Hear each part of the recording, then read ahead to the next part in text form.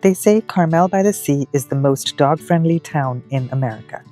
What they don't tell you is what it actually feels like to walk it with a 105-pound silver Saint Berdoodle who thinks every single person on Ocean Avenue came specifically to meet him.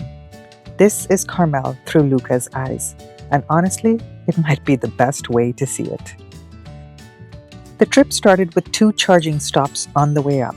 San Luis Obispo at the slow public market where Luca got his walk-in while we grabbed coffee and food, and the strip mall charger in Salinas where someone leaned out their car window as they drove past and yelled out, "I love your dog!" He gets that a lot.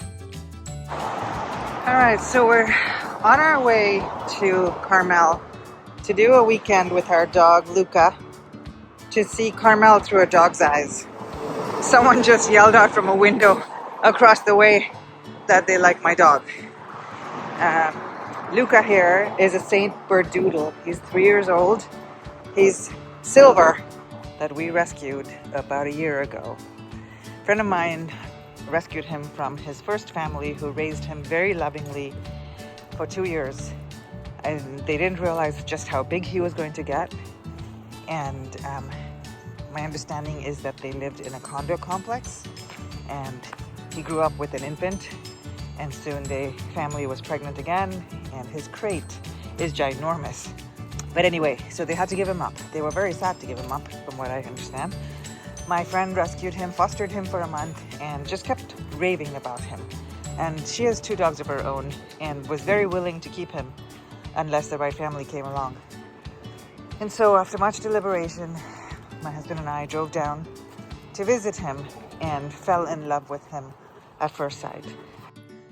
We checked into the Cypress Inn, a landmark boutique hotel that has been welcoming guests since 1929.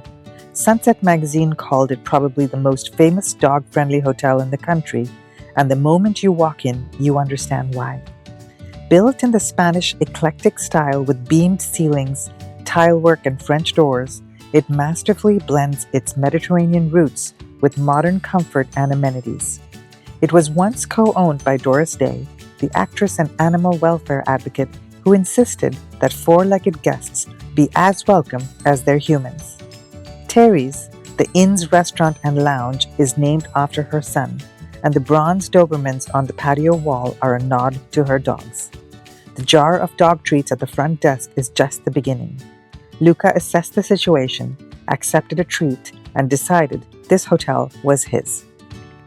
Carmel packs more than 15 wine tasting rooms into 1 square mile, and each one has its own personality. Rath Wines hosted us for a tasting at Carmel Plaza, the open-air courtyard that is Carmel's social hub. We grabbed a charcuterie board from the cheese shop next door first. Good cheese and great wine, the kind of pairing that makes you want to cancel the rest of your afternoon.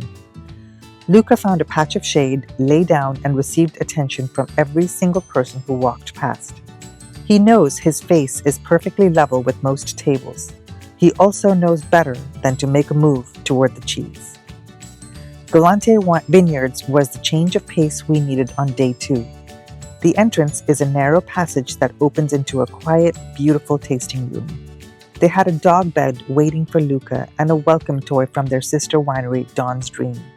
He lay down, sighed, and did not move for the entire tasting. Each Cabernet we tasted was better than the one before, creating the kind of arc that makes you want to just stop conversation and sit with what's in your glass. Luca provided a gentle soundtrack of snoring. Alvarado Street Brewing hosted us for a beer flight that was less a sampler and more an education on West Coast breweries, with pours ranging from easy drinking to bold. Their crispy calamari and the creamy hummus platter are both outstanding. For sushi, Toro is the answer. We ate outside on a patio that felt like a charming alleyway. Luca spent part of the meal under the table and part of it sprawled directly across the walkway, completely unbothered while waitstaff stepped carefully around him. Every restaurant we visited had a dog menu. We don't order off of it, but he left every meal full of attention and at least one treat from a server who could not resist him. Sunday brunch at Terry's is worth the visit whether or not you're staying at the inn. Luca tucked himself mostly under the table and out of the way, and collected a steady stream of admirers anyway, including people who already had their own dogs with them. And do not skip Mad Dogs and Englishmen for your first stop of the morning. Their lattes and fresh pastries are the perfect way to start any Carmel day.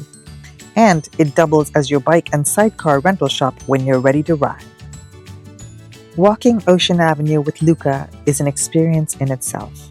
He stops people constantly. Strangers cross the street to ask what kind of dog he is.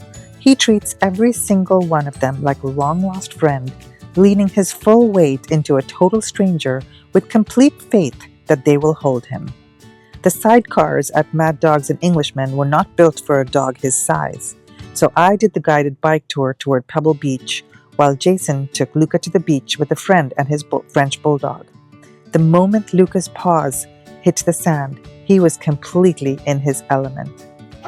I'm about to do a Mad Dog and Englishman bike tour. Unfortunately, my dog is so much bigger that they don't have a sidecar big enough for him. But here we are. We're doing a 2-hour bike tour. I have my, but if you haven't been to here, definitely something to check out.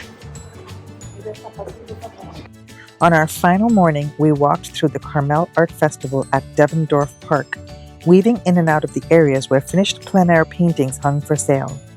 Luca made friends with everyone: artists, visitors, dogs, children.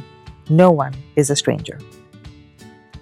By the end of each day, Luca was tired in a way he simply is not used to. At home, he spends most of his time lying around the house. Here, he was out from morning until evening, and he handled every bit of it beautifully. Each night, he went straight to his bed beside mine and was out cold before we had even finished our evening routines. One night, we even heard him snoring. We went into the strip nervous. What we found was a place that was built exactly for this. Carmel did not just tolerate Luca, it celebrated him. And he slowed us down in the best possible way, making us more intentional about how we shaped each day and more present in every place we stopped. He did not prevent us from doing everything he wanted. Well, almost everything. Jason would have joined me on that bike tour. We cannot wait to go back with him. If you enjoyed this video, give it a thumbs up, leave a comment below, and subscribe so you never miss a Thursday. And if you want the story behind the story, the deeper, more personal version of every trip I take, that lives on Substack. The link is in the description. I'm Nikki, and you are watching the Galavanting Gastronome. Until next time, keep gallivanting and savoring the world mindfully, one bite at a time.